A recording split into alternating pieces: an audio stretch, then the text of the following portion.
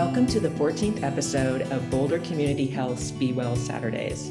I'm Gina Simmering, your host, and in today's episode, we continue to explore the outdoors and get tips for how to manage some of Colorado's most common environmental hazards. Learn how to make healthy, tasty fuel that everyone will love, and understand the importance of adding high-intensity interval training to our workouts. And be sure to stay with us until the end for the opportunity to win a round of golf for two compliments of Indian Peaks Golf Course in Lafayette. Let's begin.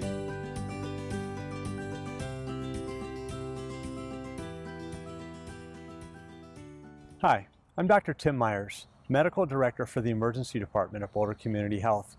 I'm joined today by Cris, a physician assistant in the department, who's also a volunteer with the local search and rescue team. In this video, we're going to talk about some outdoor safety tips on how to prepare for your next outing. One of the many benefits of living in Boulder is the abundance of outdoor recreational activities. These activities, however, are not without risk, and there are some things you can do to decrease that risk. Let's look at some common hazards and conditions that people may encounter. Remember to pace yourself and be realistic about your abilities. The city of Boulder is about 5,400 feet above sea level and quickly climbs in elevation as you go west. Whether you're doing a 14er or something more modest, when you get to the summit, remember, you're only halfway there. Keep some reserves for the journey back to the trailhead, and by all means, don't forget to stop and smell the wildflowers.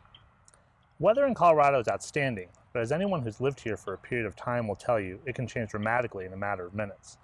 Before you leave for your next outing, be sure to not only check the current conditions, but the forecast for the rest of the day. And remember, the weather on the plains or the foothills can be drastically different than that in the mountains. Carry a light jacket and be aware of the weather around you. Lightning is a very real danger in Colorado. Colorado consistently ranks among the states with the most lightning strikes per year. If you are caught outside with no access to shelter, you'll want to avoid hilltops and ridges. Avoid seeking shelter in rocky overhangs or under trees. If you are with other people, separate yourself several feet apart. If you are in the open with no shelter options, sit in a crouched position with your hands covering your ears. We have over 300 days of sunshine in Boulder, and that sun is incredibly strong. Remember to wear sunscreen and sun protection, and this includes sunglasses. If you're on a snowfield in the summer, remember that you're getting UV radiation reflected up onto your face and eyes, as well as from the sky. What is commonly referred to as snow blindness is very real and incredibly painful, but easily avoidable with proper sunglasses. And speaking of the sun, the heat can be intense, particularly late morning to early afternoon. Try and get your adventures in early in the day. Heat stroke is a very real and dangerous condition. Symptoms may include nausea, dizziness, headache, lack of sweating, muscle cramps, and disorientation. If you or someone you're with starts experiencing these, find some shade, start cooling off, and don't hesitate to call 911. And along those lines, it's very important to stay hydrated and be cautious about caffeine, energy drink, and alcohol consumption. We're basically a high desert here with very low humidity, and even a short hike can quickly deplete your fluids. And as important as replacing your water is, pay close attention to your sodium and potassium intake while you hike. Pack some trail mix or an energy bar for an extended boost of energy that is fueled by complex carbs, and throw some electrolyte drink mixes into your pack for a quick fix. Here at Boulder Community Health, we have an outstanding team of nursing and medical professionals ready to assist you 24 hours a day in our state-of-the-art emergency department. Stay safe out there.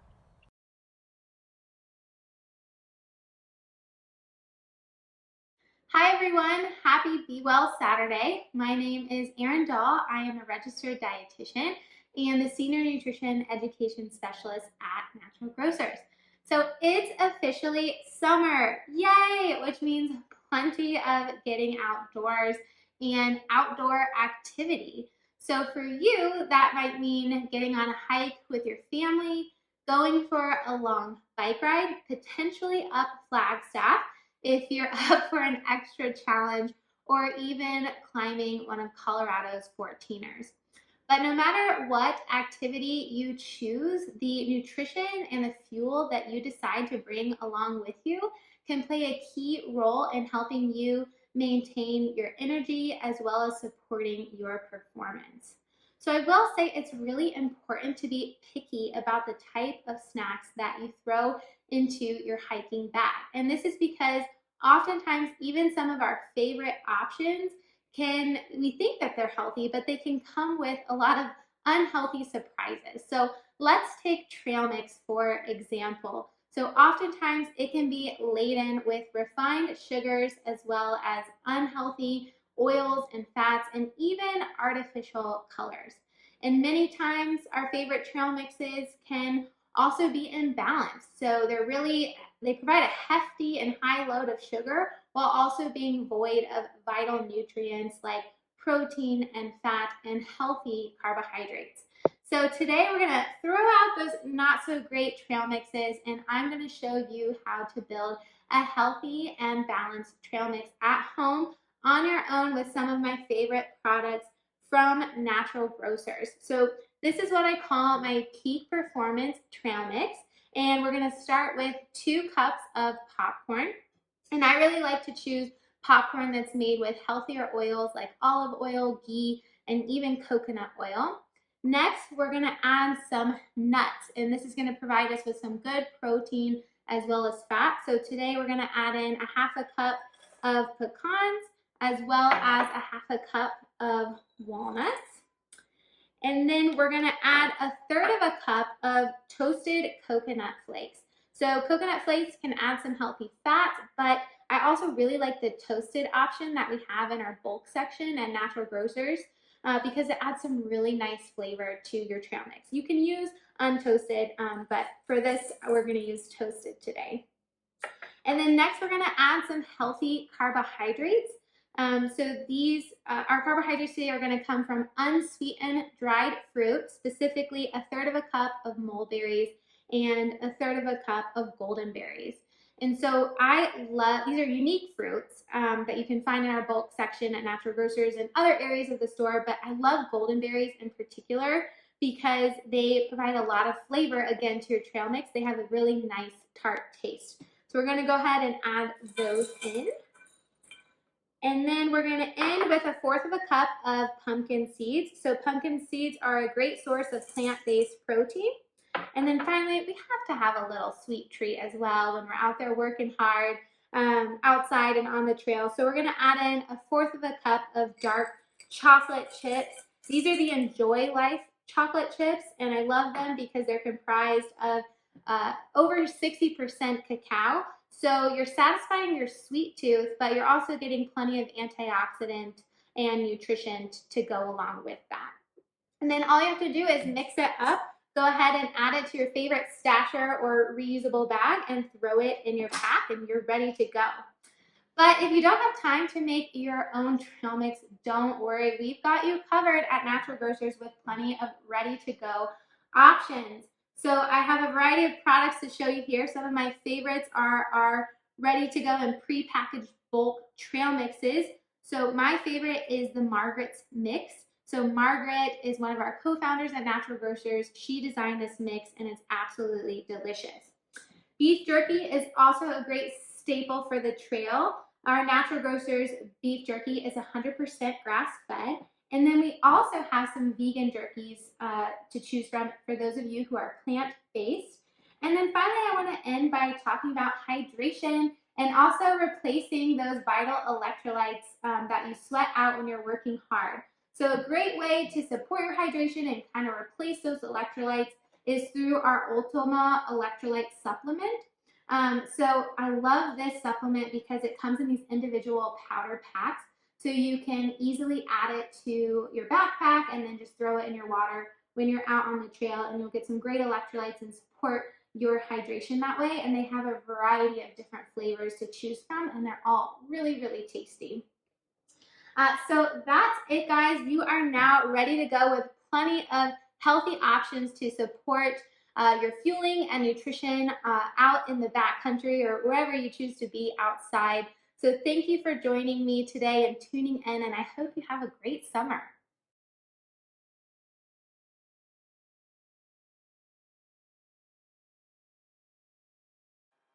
Hi everyone, I'm Brenna Backe from CoaFit in Boulder, and I'm back to talk to you about high intensity interval training and how to bring it to your trails and to the outdoors.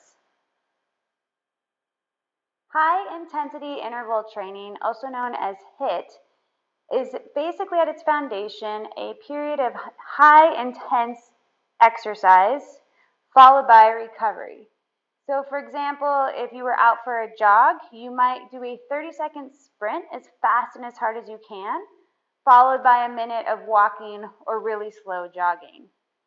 Everything else can kind of be tweaked based on your preferences. So you can change the intensity, the frequency, and the recovery. The reason why high intensity interval training is so popular is it has a lot of benefits. One of the main benefits is the afterburn, meaning that you will have a higher calorie burn even after your workout. So yes, you're burning calories while you're doing your training, but it's been shown that you could also have a higher calorie burn for up to 2 hours post-workout, meaning that you could do your training, take a shower, eat breakfast, and drive to work, all while burning at a higher rate. That leads to everybody's favorite benefit, which it has shown to have a greater effect on weight loss than steady cardio. It's also been shown to help with blood sugar levels and to help improve heart health. But I think the main reason why interval training is so popular is that it's adaptable. You can kind of do it anywhere. You don't need a lot of equipment. You can do really any exercise or movement. And then you can adjust your intensity or your recovery to your preferences based on what your goals are. So let's talk about intensity first. So what does it mean to exercise intensely? You can either use your smartwatch or a heart rate monitor, but the easiest thing to do is what's called an RPE scale, or a rate of perceived exertion. This is a scale from 1 to 10, with 1 being kind of just above sleeping, and 10 being so intense that you could only do it for a few seconds, you can't talk, and you need to stop pretty much almost immediately. When we're talking about doing interval training, we're going to play with this section around 3 to 8. So your recovery would be more in kind of this 2 or 3, which is, you can have a conversation, you could probably do that activity for a while. And then when you come up to intensity, you want to bring it into this kind of 7, 8, or 9 category, depending on how long you've been doing your interval training. So the more you've been doing it and the better you are at it, you could get a little bit more high in that scale. But that 8 level is basically a level where you're out of breath, you're starting to become uncomfortable, and you can't make out full sentences. Maybe you can just spit out a couple words. So when we're talking about high intensity interval training, that high intensity is going to be that level 8, and that's where we're going to do a lot of the work. And then from there, we're going to come down into the recovery. And the recovery that we're looking for is that 2 to 3. So we're looking for coming our heart rate all the way down to where we can have a full conversation, we feel comfortable with the exercise that we're doing, and that we could do that exercise for a while. So now that we have those goals for our intensity and our recovery, we want to start to play with these ratios and the frequency. So if you're just starting out, you might want to only push yourself into this intensity for 10 or 15 seconds. If you've been doing it a while, maybe you want to push yourself into this intensity for more than a minute. The important piece when you're doing high intensity interval training is this recovery. You need to recover well enough that you can push yourself into that same intensity on the next interval. You don't want to do a half kind of recovery down here and then only be able to get yourself up into maybe that 6 or 7 instead of getting yourself back up into that 8 or 9.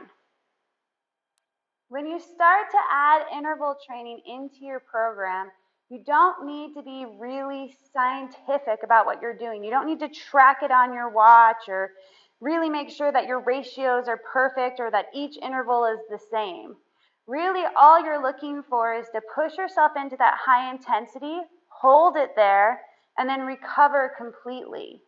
So taking this outside, you can wear a watch and you can go 30 seconds high intensity, 1 minute of very low intensity recovery, or you can make it more fun.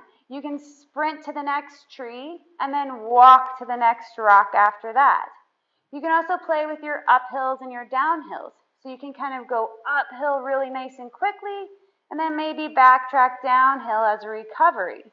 Or if you're going up something like Sanitas, you can go up those big steps, pause after about 2 minutes, take a nice break, and then go up for maybe 2 more minutes again, and really trying to push yourself a little bit faster than you did before. When adding interval training into your hike or your jog, there's really no wrong way to do it as long as you have that period of high intensity followed by that period of recovery. I will warn you, the one mistake I see people make is they don't recover well enough, and then they're not able to push themselves into that higher intensity range with each interval. You want to recover hard enough that you can perform 5 to 10 intervals during your training program. For more information on high-intensity interval training and access to sample workouts, go to www.coafitusa.com. Thank you for tuning in to today's episode.